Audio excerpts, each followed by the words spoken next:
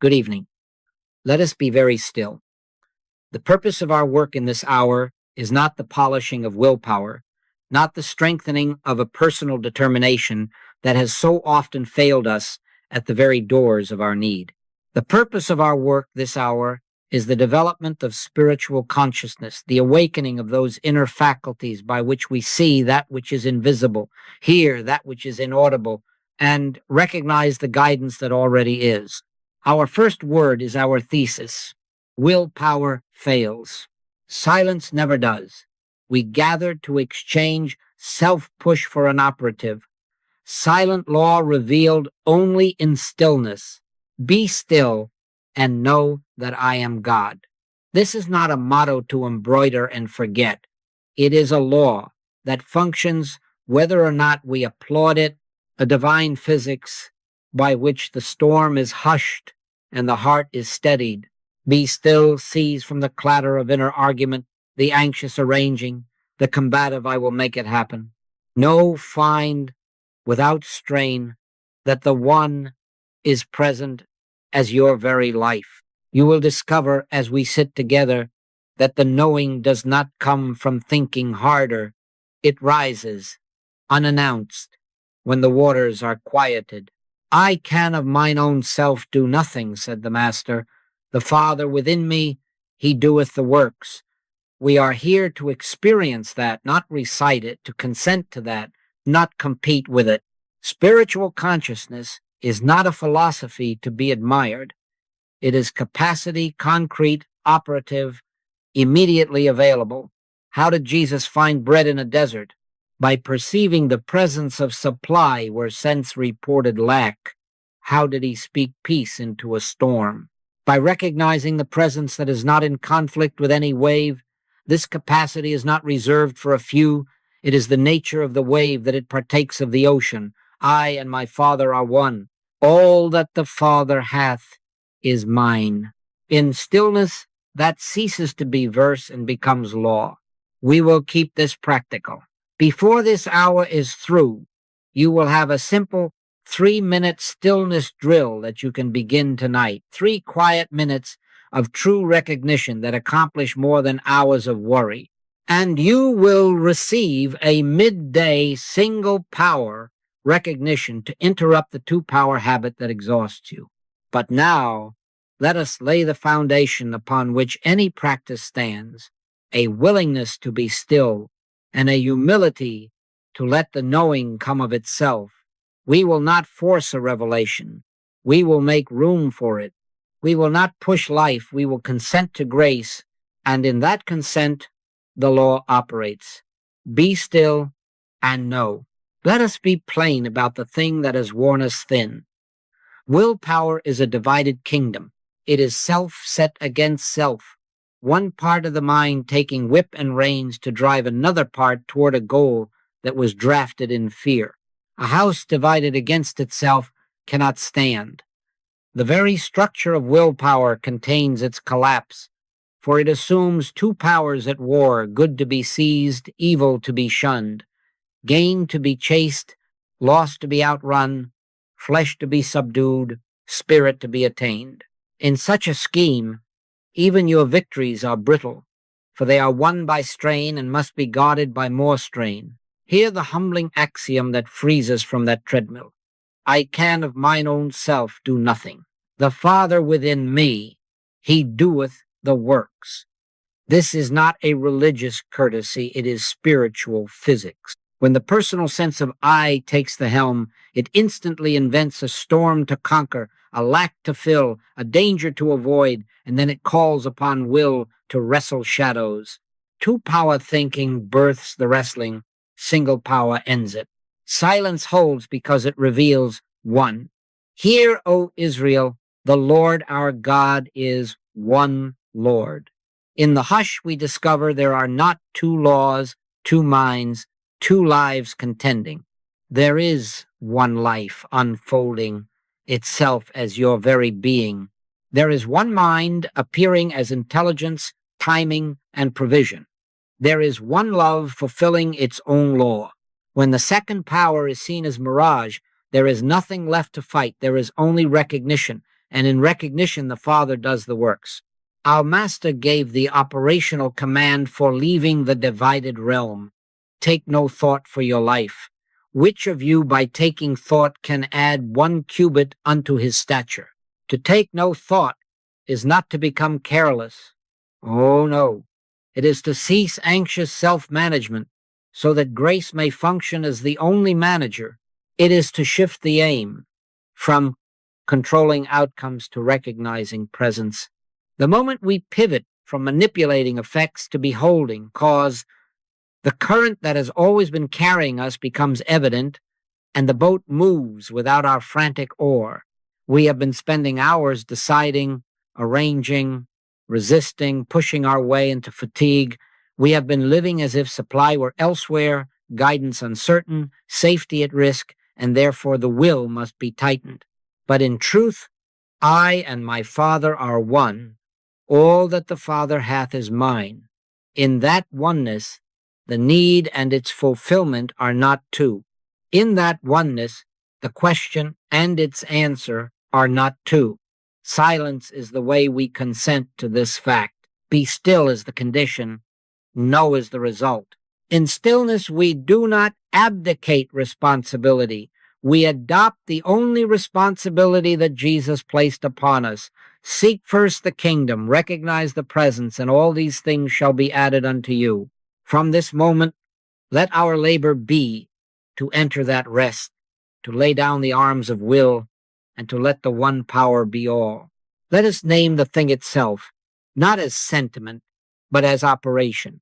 Be still and know that I am God is a law as real in its realm as gravity is in the physical. It does not appeal for our vote. It functions whether we applaud or ignore it. Be still is the condition. No is the result. Stillness is not passivity. Oh no, it is the consent that lets the law of God be God in us. Where the personal sense of I would drive and bargain, the law of stillness displaces the driver and presence takes the wheel. Not by might nor by power, but by my spirit, saith the Lord. That is not a religious ornament. It is the working principle by which life moves without strain. How does it work? In the hush, thought is unseated from the throne, not destroyed, not despised, simply returned to its servant's chair in its place. Knowing dawns of its own accord. My sheep hear my voice, not because they shout louder, but because they stop shouting. Guidance appears as a simple fact. Turn here, speak now, wait without argument, without the parade of pros and cons. Timing reveals itself as harmony rather than hurry. Supply does not arrive as conquest, but as addition. Seek ye first the kingdom of God and his righteousness, and all these things shall be added unto you. Added, not achieved. This is the logic of grace. Recognition precedes right action, and when knowing flowers, action proceeds without strain. You will observe the sequence. First, recognition. Father, thou art the life of this situation. Thou art the mind of this conversation. Thou art the law of this body, this desk, this journey. Then, out of that recognition, a step appears obvious, natural, unforced. We take it, and doors that were jammed open inward of their own accord. We answer the call, and the words are given. We look at the figures, and the line that matters lights up as if someone moved a finger across the page. The Father that dwelleth in me, he doeth the works. We are not idle, we are moved. We do not produce outcomes. We witness them. The measure of this law's operation is not the noise of our effort, but the weight of our peace. In quietness and in confidence shall be your strength. Where we have been loud inside, a quiet authority appears. Where we have been hungry for assurance, sufficiency shows up in the right hour and the right way. You will know the law is functioning when the inner temperature drops, when impulse gives way to poise, when provision arrives as if it had been on the table all along and you had only to turn the plate. This is not imagination, it is demonstration. It is the end of the two-power wrestle and the beginning of living by one. Hold to the condition, be still. Trust the result, no. Then watch as life is carried, not by will, but by the single power that has ever been your very life. We have spoken of the law. Now let us look at the one who consents to it. Identity is the hinge upon which this whole door swings.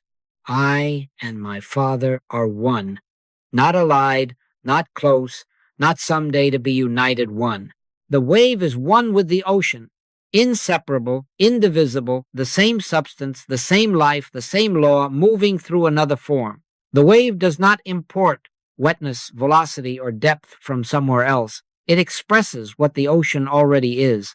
So with you, in him we live and move and have our being. The moment this ceases to be verse and becomes recognition, begging ends and expression begins. If we are one, then wisdom, life, and supply are not commodities to be fetched, purchased, or persuaded into our corner.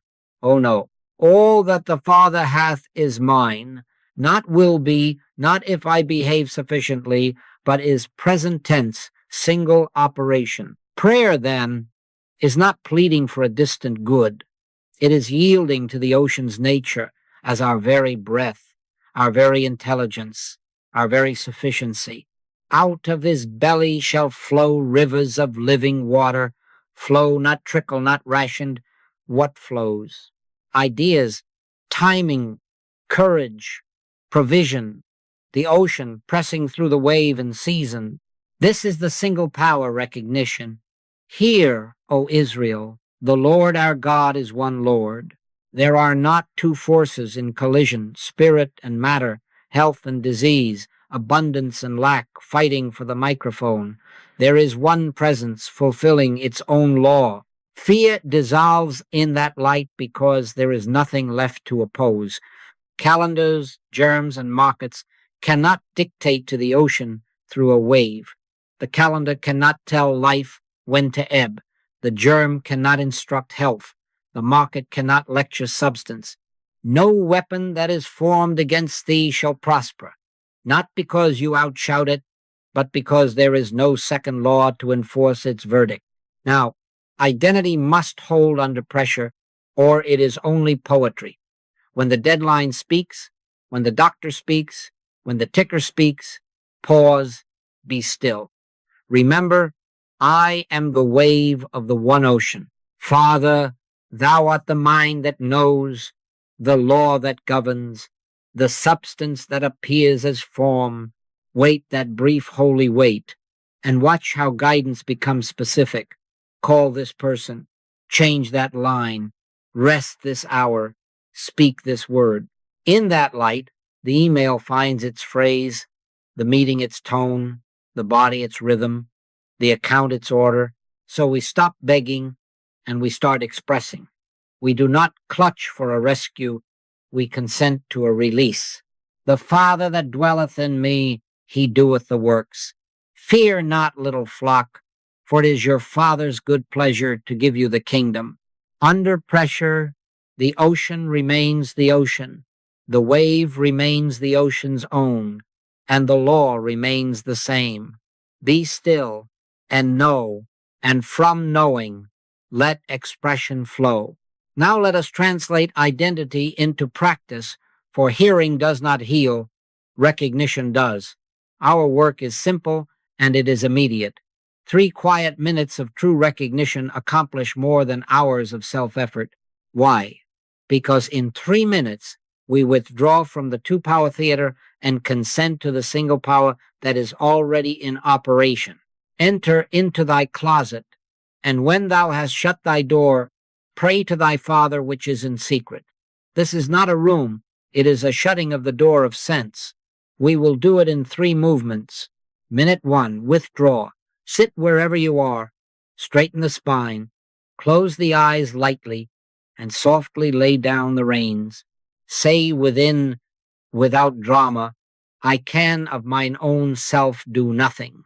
Let those words remove the driver from the seat. Turn from the figures from the pulse of the body, from the faces and the headlines. Shut the door of seeing, hearing, tasting, smelling, touching as authority. We are not hating the senses, oh no, only refusing their lordship for this minute. Take no thought. Let breathing come and go. Let the surface quiet. Minute 2, recognize. Whisper within, Father within, thou doest the works. I and the Father are one presence, one power, one life, one law. Do not argue it, acknowledge it. Let the fact of oneness dissolve the urge to plead. If a fear rises, lay it on the altar with the same recognition. One power here, one mind here, one love fulfilling its own law. Rest your attention lightly on that holy identity. The Father that dwelleth in me, he doeth the works. Minute 3, behold, now cease from words. No asking, no fixing, no bargaining. Be still and know, consent to be listening, silence. My sheep hear my voice. If an intimation appears, call, wait, answer softly. Change that tone, notice it, do not clutch it. If nothing appears, that too is guidance. The peace is the message. Let this minute ripen like fruit on the branch, not pulled before its time. Gently close with a quiet thank you. Not a vow to do better, not a promise to pay, not an inventory, just thank you and rise. Do this morning and night, and in any moment of heat or need at the threshold of a meeting, before you dial, when the email stings, when the body clamors. 3 minutes. Enter, recognize, behold, thank. In this way, action emerges from silence, and provision arrives by grace. You will find that what felt impossible an hour ago becomes obvious, that what required pages of planning yields to a single step. In quietness and in confidence shall be your strength. Begin tonight. Never refuse this inner appointment again. Now we extend this practice into the moving hours, for revelation is not a morning visitor only. Midday is the hinge on which the door swings either back into willpower or forward into grace. Therefore, set 2 or 3 alarms, 10, noon, 3, and, when they sound, stop 30 seconds and acknowledge one presence, one power, one activity. That is all. Do not consult your mood. Obey the bell. In all thy ways acknowledge him, and he shall direct thy paths. Acknowledgement is not flattery, it is alignment. In those half minutes we refuse the divided theater and re-enter the single power. 30 honest seconds of recognition will rearrange the hour. Use thresholds as bells. Before you open the inbox, before you step into the meeting, before you answer the call, shut the inner door and say within, only God is power here. Nothing opposes the Holy One. One presence conducts exchange. One mind thinks this thought. One activity fulfills its own law. Then act. This is not a charm, oh no, but consent to a law already in motion. Hear, O Israel, the Lord our God is one Lord. Where there is one, there is nothing to fight, nothing to sell, nothing to fear. Not 2 minds colliding, but one mind expressing. Not 2 laws contesting, but one law fulfilling. Not 2 lives bargaining, but one life appearing as right relation. How do we do the 30 seconds? The same way we did the 3 minutes, quicker, lighter. Withdraw the grass, breathe once, and remember, I can of my own self do nothing. The Father within me doeth the works. Lay the names, numbers, and faces on the altar for this breath. Then recognize, take no thought, and feel the weight slide off, shoulders never designed to carry it. If a fear protests, answer with recognition, not argument. One power here. Close with a quiet thank you and proceed. What is the fruit? Decisions de-dramatize, conflicts cool, next steps clarify, the tone of an email alters under your hand, a meeting that promised heat arrives as light. The right phrase is given on the phone, defense loosens and listening leads. Even the body, sensing the single power, drops its little alarms and finds a simpler rhythm. My peace I give unto you, not as the world giveth. Peace does not mean inactivity. It means authority without noise. Do this today. Set alarms. Let the bell be the shepherd's voice. My sheep hear my voice. Let every doorway, email, meeting, call be a sanctuary door you do not cross without a bow.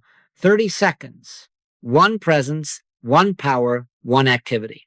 In this way, the stream of the day keeps its source, and action flows from presence, not push. Now that we have learned to interrupt the two-power habit in the stream of the day, we must face a habit older than our inboxes, outsourcing our contact with God. The history of our movements has leaned on practitioners, prayer desks, telephones. There was a time for telegrams and hotlines.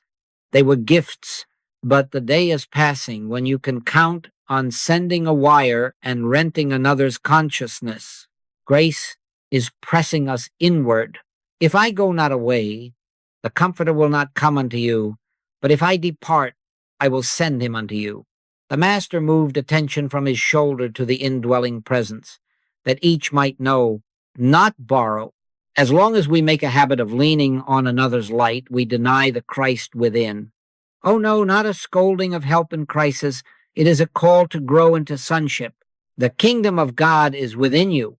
Work out your own salvation with fear and trembling, for it is God which worketh in you. As long as you depend on my spiritual qualities, yours sleep. The moment you accept responsibility for contact, yours awaken. Let us assume the only responsibility Jesus placed upon us. Enter the closet, be still, recognize the one, and let the Father do the works. And to seal it, take this rule: never refuse a call. What does that mean? Every request that crosses your path, a call, a knock, a quiet look, is a divine appointment to witness the one power, not a demand for your prowess.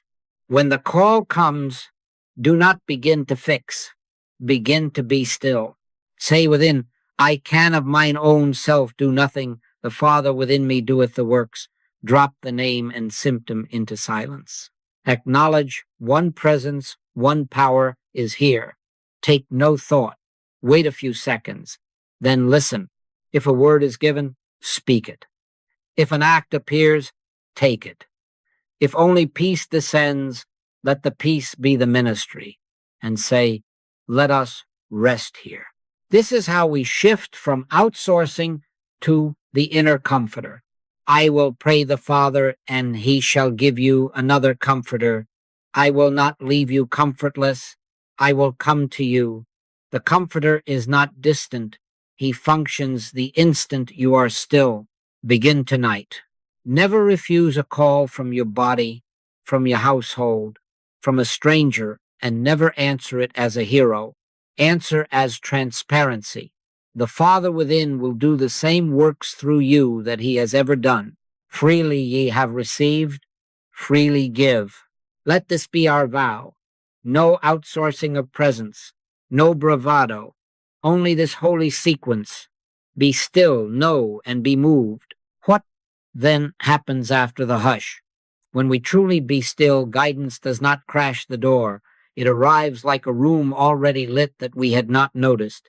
There is a quiet certainty, a simple next step, and mark this well, a release of urgency. Thy word is a lamp unto my feet and a light unto my path. A lamp does not illuminate the whole road to the horizon. It shows the next pace and makes that pace inevitable. So the movement is often small.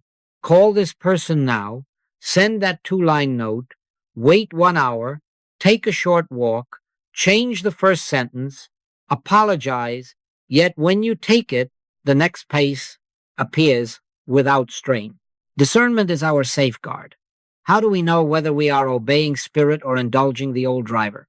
The ego's urges are tense and argumentative. They bargain with futures. They conduct debates at high volume. They threaten loss if not obeyed at once. Spirit's prompts are light, precise, and somehow already accomplished in their tone. They carry no bribe, no fear, no aftertaste of second guessing.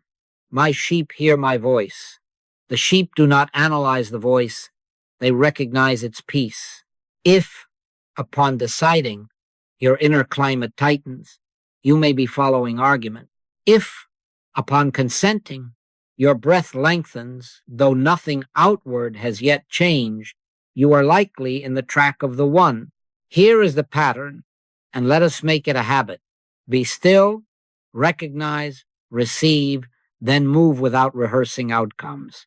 Take no thought does not forbid action. It forbids anxious origination of action. We are not commanded to idleness. Oh no, we are commanded out of self-authorship. Commit thy way unto the Lord. Trust also in him, and he shall bring it to pass. The step that is ours will stand near enough for obedience. The result that is his will unfold in season. Therefore, do not add a private theater to a holy instruction. If the word is call, call, and hang up when the tone of peace says enough. If the word is wait, wait without dripping complaint into the minutes. If the word is speak, speak the one given sentence, not the 10 you rehearsed for safety. Gratitude seals the movement and keeps the channel open. When you have obeyed the simple next, pause, thank you. Not thank you if it works. Not thank you when the figures turn, but thank you that the Father within me doeth the works. In that thanksgiving, fear cannot rush back in to retake the helm. In quietness and in confidence shall be your strength.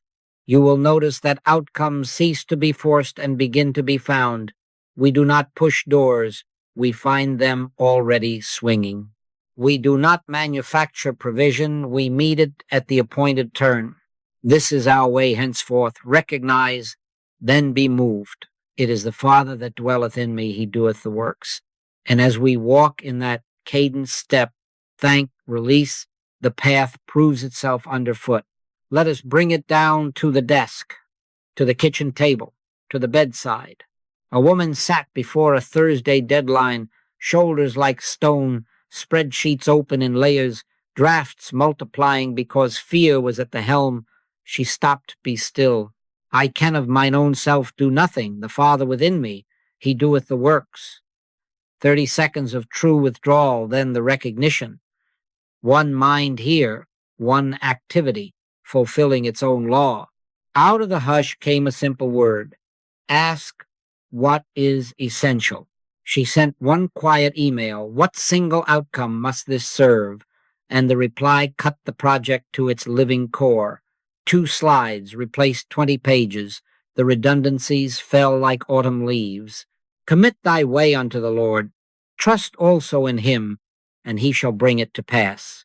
In one obedient note, days of grind dissolved into an hour of focus, and the lamp lit just the next step. Another evening, a family table grew hot, words stacked like kindling. The old attorney and us reached for a winning brief. We halted, be still. The Lord our God is one Lord, not 2 minds colliding, but one presence seeking to express understanding through each. In the pause, a sentence arrived that we would never have manufactured. I want to make sure I hear you before I answer. It was spoken softly, without strategy. The room exhaled. Accusations laid down their arms because they were no longer opposed. A soft answer turneth away wrath. No debate won the night. Presence did. In 5 quiet minutes, what hours of arguing could not do, oneness accomplished. There was a dawn of trembling when the body shouted and the mind rehearsed diagnoses. We had been taught to race the fear, to overrule it with louder words. Instead, we laid the two-power theater on the altar. Be still and know that I am God. One life here, one law here, one love here. The panic, unfed by argument, passed like a wind that has no tree to shake. In the clearing, wise care became obvious. Rest now, water now. Call this office at 9, cancel that appointment, and peace escorted each step. In quietness and in confidence shall be your strength. Healing began not in spectacle, but in the end of inner war. And there was the month when figures frowned and the calendar preached lack. We stopped bargaining. We gave thanks. Thank you for today's sufficiency, for this roof, this bread, this breath. Seek ye first the kingdom of God, and all these things shall be added unto you. Not wrung from life, added, out of nowhere to sense, but not to God. An unlooked-for channel opened. A dormant invoice was paid. A refund posted. A neighbor offered equipment we were about to rent. They that seek the Lord shall not want any good thing. Supply did not arrive to a beggar. It flowed through a wave consenting to the ocean. Measure these by inner rightness and quiet fruit, not by fireworks. Judge not according to the appearance, but judge righteous judgment. When presence leads, pressure dissolves into simple, effectual steps. Doors swing of themselves, the tongue softens, the body finds order, the ledger answers in season. By their fruits ye shall know them. Keep to our sequence, be still, recognize, receive. Then move, and let thanksgiving seal it. The Father within you will keep doing the works. Their calling after steady, honest practice, a subtle change you do not schedule and you cannot purchase. It is the point I call transition when truth begins to utter itself.